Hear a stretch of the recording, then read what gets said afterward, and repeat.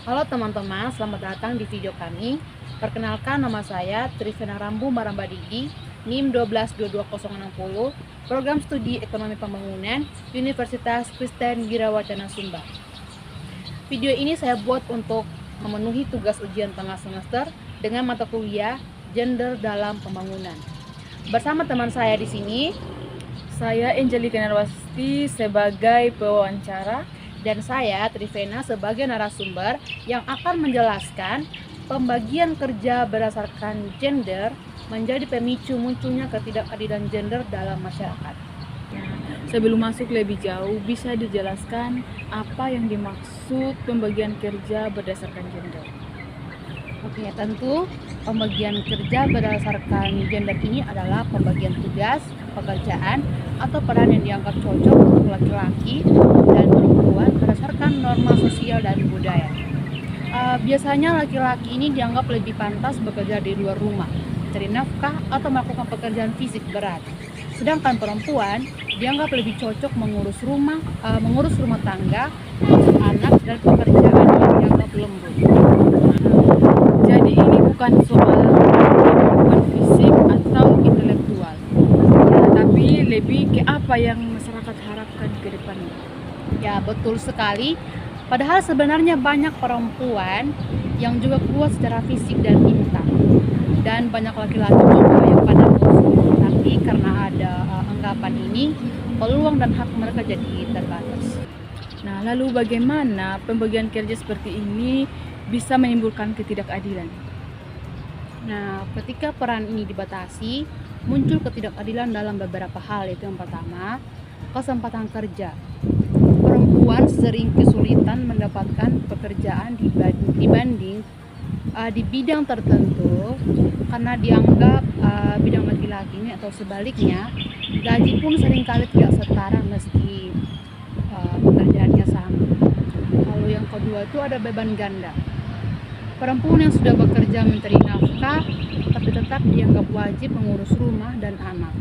Jadi mereka ini bekerja 2 kali lipat, tapi laki-laki seringkali hanya fokus pada pekerjaan utama.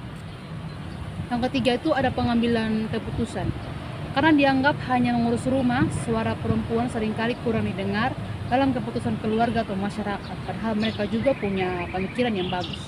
Lalu yang keempat itu ada akses pendidikan. Di beberapa tempat, anak perempuan dianggap tidak perlu sekolah tinggi-tinggi karena akhirnya cuma jadi ibu rumah tangga. Padahal pendidikan itu hak semua orang.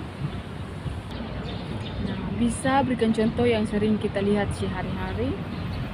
Contohnya itu sangat banyak di sekitar kita. Contoh yang pertama itu pekerjaan rumah tangga di banyak keluarga.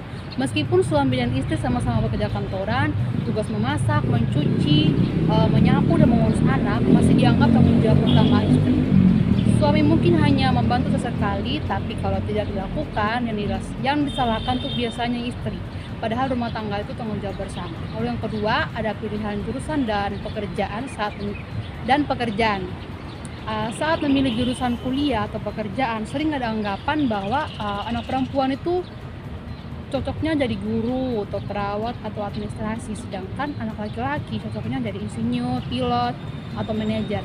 Akibatnya jumlah perempuan di bidang teknologi atau kepemimpinannya masih sedikit. Bukan karena tidak mampu, tapi karena kurang didorong atau dianggap tidak pantas. Lalu yang ketiga itu ada gaji yang tidak setara di tempat kerja yang sama.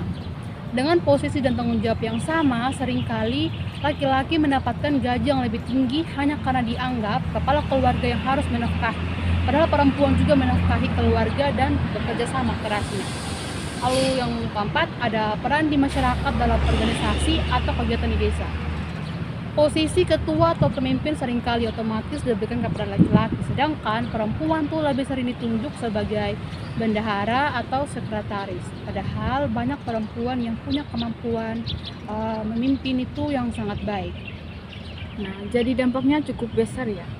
Ya, kalau dibiarkan terus-menerus, ini membuat perempuan itu merasa kurang dihargai. Potensi mereka tuh tidak berkembang dan masyarakat kehilangan kontribusi berharga dari setengah populasinya. Terima kasih banyak atas penjelasannya. Semoga video ini bisa membuka mata kita semua bahwa keadilan gender itu penting. untuk menciptakan masyarakat yang lebih adil dan sejahtera.